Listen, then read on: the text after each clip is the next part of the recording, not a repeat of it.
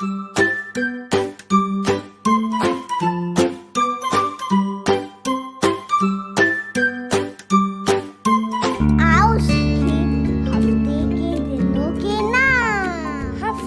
دنوں کے نام. ایک ہفتے کو کہتے ہیں 1 week. ٹھیک ہے. اور ایک ہفتے میں کتنے دن ہوتے ہیں؟ ایک ہفتے میں 7 دن ہوتے ہیں. شاباش. سنڈے کو اردو میں کیا کہتے ہیں؟ اتوار. منڈے کو پیر. ٹیوزڈے منگل. منگل. وینسڈے بدھ. بدھ. تھرسڈے جمعرات. فرائیڈے جمعہ.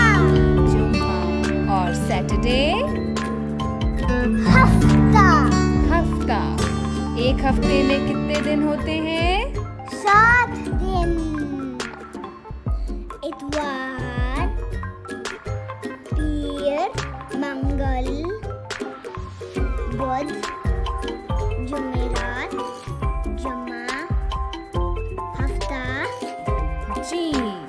ہفتے میں ہوتے ہیں 7 دن.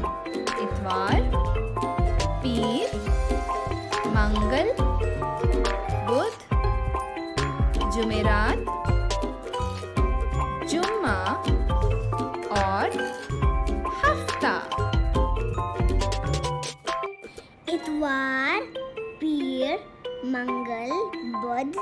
جمعرات. جمعہ اور ہفتہ.